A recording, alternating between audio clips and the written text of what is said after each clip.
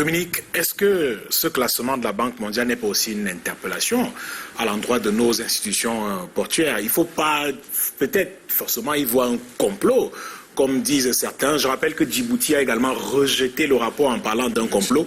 Il dégringolé quand même de 300 places dans ce classement de la Banque mondiale par rapport à l'année dernière. Effectivement, bon, les autorités djiboutiennes ont très mal pris.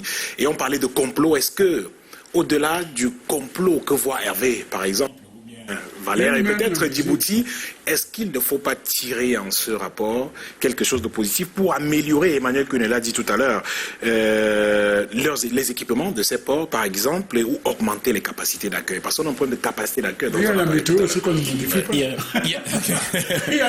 y a deux choses. Je vais répondre en deux temps.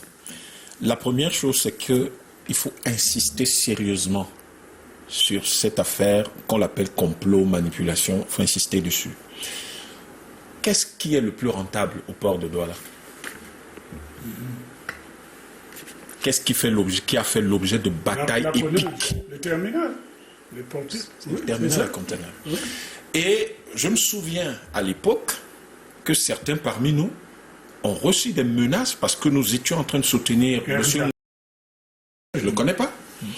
En disant, monsieur, allez de l'avant, récupérez notre terminal à conteneurs.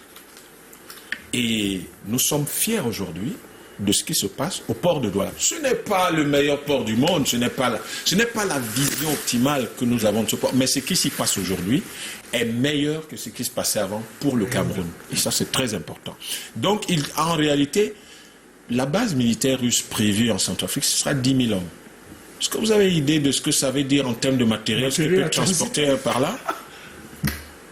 C'est énorme. Bolloré n'était venu au Cameroun, en DT, pardon, que pour transporter le matériel de l'ONU. Oui.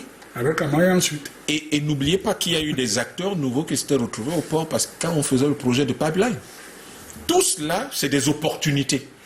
Et ces opportunités, évidemment, il y a certains qui veulent pas seulement y participer, ils veulent même les préempter. Et donc, du coup, vous avez un certain nombre d'actions qui sont tout de suite enclenchées à travers le monde. Et vous avez tout d'un coup l'impression que, ah non, mais il y a des gens qui vraiment nous font du bien, ils ont évalué notre port. Non, ils n'ont rien évalué. Les gens sont en train de jouer aux échecs et ils attendent simplement le mauvais coup que vous allez placer pour prendre ce que vous avez chez vous. Nous devons être extrêmement prudents et lucides sur tout ce que ces gens-là racontent. Citez-moi un pays dans lequel la Banque mondiale a financé des choses qui permettent à ce pays de se développer. Okay. Alors donc, à partir de là, vous faites très attention à tout ce que la Banque mondiale vous raconte. Je ne vais pas revenir, je suis très content que Valérie Bessala soit revenu sur tout ce qui, sur ce qui se cache derrière Standard & Poor's. Je n'ai pas besoin de revenir là-dessus, mais c'était là le propos par lequel je voulais entrer, en disant, attention, qui contrôle cette affaire? Et derrière, vous avez quoi? N'oubliez pas que Douala a déjà fait l'objet de tentatives de reprise d'achat ou de partenariats internationaux par un certain nombre de grands groupes mondiaux qui gèrent des ports. Et vous vous souvenez que Kribi, ça n'a pas été facile. Ça n'a pas été facile. Donc ça, c'était la première chose. La deuxième chose que je voulais dire, qui est toute simple, rapide, ce que nous pourrions en tirer en disant, ok, d'accord, les gens, ils viennent là-dessus, et surtout en faisant attention au port de Shanghai, qui est le premier port du monde, c'est comment il est structuré. La structuration d'un port moderne aujourd'hui, c'est pas que l'amarrage, l'accostage, la manutention, le stockage, ça relève de l'économie coloniale, etc. Nos ports restent pour l'essentiel dans cette perspective, mais commencent à changer. Il faut savoir qu'un port moderne aujourd'hui, Dubaï, etc., par exemple, c'est tout un écosystème économique où prédominent les activités industrielles. Mais nos ports, et c'est l'un des éléments que je n'ai pas vu dans la critique, par exemple, de nos amis du port de Douala et du Kribi. Vous ne pouvez pas comparer nos ports, qui pour l'essentiel ont été créés, sont développés sur la base d'une économie coloniale de rente. De quels coloniaux? C'était quels coloniaux? C'est-à-dire qu'on collecte à l'intérieur, on fait partie.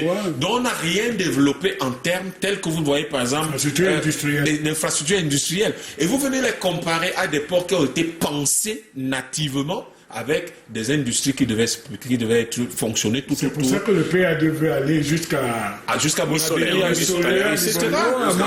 Pourquoi? Et c'est pour ça que le projet de Kribi, on peut critiquer beaucoup de choses sur la conception, la gestion du projet de Kribi, mais le projet de Kribi a quelque chose d'extrêmement intéressant. C'est-à-dire que ce projet intègre une zone industrielle. La zone industrielle permet en réalité de soutenir à la fois la rentabilité, mais aussi les performances d'un port.